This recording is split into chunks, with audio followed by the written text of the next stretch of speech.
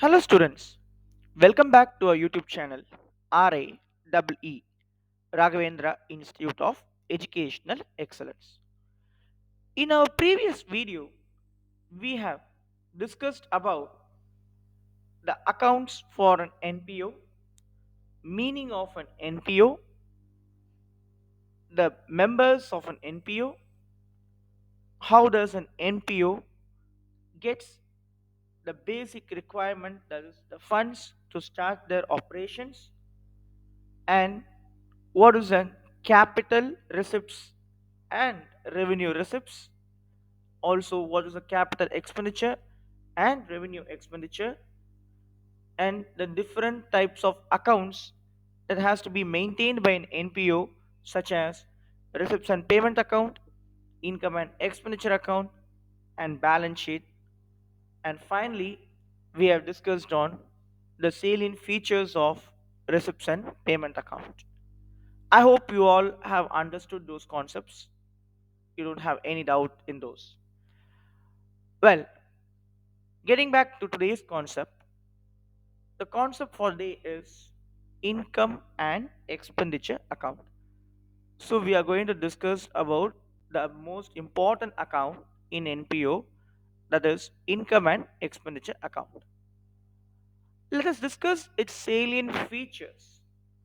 What is an income and expenditure account is all about, and why we need to prepare an income and expenditure account, and what is the benefit or what is the ultimate purpose of preparing the income and expenditure account, and what principles does it follows while recording the accounts in the respective sites, and what informations will be considered for recording the items in income and expenditure account, and what basis of accounting is taken into account for recording the items in income and expenditure account. Let's get started. The first point states that income and expenditure account is based on the accrual basis of accounting, which means in income and expenditure account we will consider the cash and non-cash items. So for example, the outstanding expenses, the prepaid or accrued or advance, all these items will be taken into account while preparing the income and expenditure account. So it is purely based on the accrual base of accounting. The next point is income and expenditure account follows the principle of nominal account. So as you know very well that nominal account rule is debit all expenses and losses and credit all income, profits and gain. Since income and expenditure account is following nominal account principle, the format of income and expenditure account is also drafted in such a way that all your expenses will be recorded on the debit side and all your incomes will be recorded on the credit side. So I hope you don't have any doubt until this stage. Moving on to the next point. Unlike the receipts and payment account, income and expenditure account does not have any opening or closing balance, which means when we were preparing or when we learned how to prepare the receipts and payment account, we understood that receipts and payment account will have an opening and closing balance, but income and expenditure account will not have any such closing balances or opening balances. So you won't find any opening or closing balance.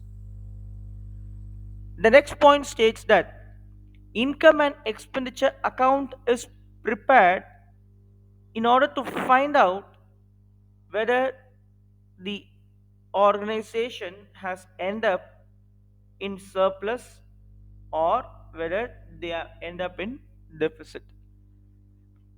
The ultimate objective of preparing the income and expenditure account is just to ensure whether the operations has end up in a surplus or deficit. What is surplus? Basically, if it would have been a profit oriented organization, surplus means profit. And if the organization comes under profit oriented companies or business, then deficit denotes your loss. But since it is a non profit organization, we are not supposed to use the word profits and losses. Instead, we use the word surplus or deficit. When the value of the total income, I repeat it, when the total income value exceeds the total expenses, then we call them as surplus. So if your income side total is heavier than the total of your expenditure side, that means if your credit side total is more when compared to the debit side total, then that will result in surplus. On the other hand, if your total expenses exceeds the value of the total income, then that situation is none other than deficit. In other words, if your debit side total is more compared to the credit side total, then it will result in deficit. Students, please ensure that if you have any doubt, please report it in the comment section. And at the same time, if you understood the concept, kindly give your valuable feedback, suggestion, and also please subscribe our channel and share it among your friends and relatives who have taken commerce group. Yes, moving on to our next point. It records information with respect to current year only. This is very, very, very important. Your receipts and payment account will record information pertaining to current year, previous year, and next year also. But when you're going to prepare your income and expenditure account, you have to be very careful because you are not supposed to take any value which belongs to the previous year or that belongs to the next year or next to next year, as the case may be. You are supposed to take only the value pertaining to the current year only. Please keep this in your mind, because many students I found that they make mistake in this particular area. Whenever a problem is given where subscriptions including the value of previous year, current year, and next year all together, if they are given one value, they tend to take only the net amount what is given as the subscription received during the year.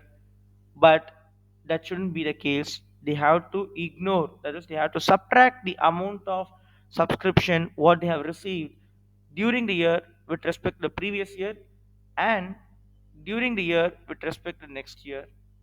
Only then you will able to get the exact amount of subscription that has been received for the year. Okay. Right. Moving on to the ninth point. Only revenue incomes and revenue expenses are recorded in income and expenditure account. This is very important. Your receipts and payment account accommodates both the type of income, capital receipts as well as revenue receipts, and capital expenses as well as revenue expenses. But your income and expenditure account will take into consideration only revenue based income and revenue based expenses. As I already informed, that revenue receipts are none other than those receipts which we receive it quite frequently, and revenue expenses are those expenses which takes place quite often, again and again in the business. Moving on to the next point, surplus deficit. Surplus is nothing but your income side is more when compared to your expenditure side, it is a surplus. And deficit is nothing but your expenditure side is more when compared to your income side. But many people tends to forget where they have to show the balancing figure, because the balancing figure is the one which we trigger it out as surplus or deficit. So when the shortage comes on the debit side, then the balancing figure will be named as surplus. So surplus will be shown on the debit side of the income and expenditure account as a balancing figure. Similarly, deficit, this will be shown as a balancing figure on the credit side of your income and expenditure account. I hope you are clear with these 10 points. These 10 points are just like a checklist. Please keep these 10 points in your mind. Do not forget these 10 points. All the 10 points are very, very, very important and essential to carry out the problems without any hiccups. If you want to work out a problem without the any hindrances or without any issues, then please do follow these 10 points in your problems. Now, let us try to understand the accounting treatment of these items: accrued, prepaid, outstanding, advance.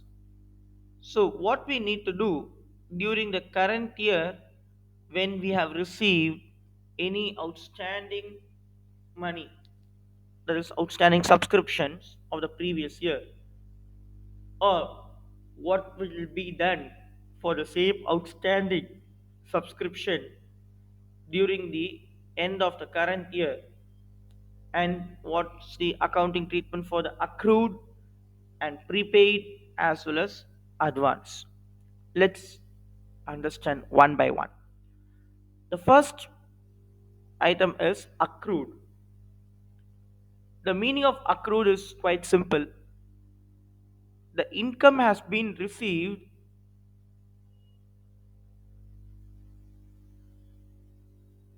for the year. I mean, income earned but not received. Accrued, it denotes that income has been earned but still it is not been received. Say, for example, I am working as an employee in one organization and I used to receive an amount as my salary. Say, for example, 30,000 rupees I am drawing as my salary. And some organization will make the payment of the salary at the end of the last month during that particular month. If not, majority of the organization will make the payment for the current month in the next month from 1st to 5th. So such type of incomes we can call them as accrued income. So any income which forms as an accrued for the current year, it should be added. I repeat it, current year it should be added, whereas if it's for the previous year, subtracted. The next one is about prepaid. Anything which is prepaid during the current year should be subtracted, whereas anything it is done in the previous year, then it can be added. Of course, advance, any amount received in advance should be subtracted for the current year.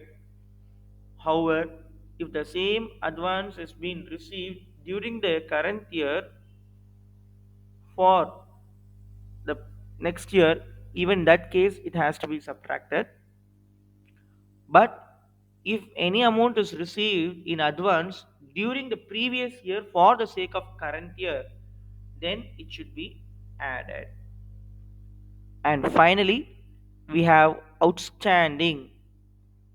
So anything which is outstanding for the current year should be added up, whereas anything which has been received but previously it was mentioned as outstanding for the previous year, then it has to be subtracted. I hope you understood the concept of income and expenditure account and the treatment with respect to accrued, prepaid, advance, outstanding.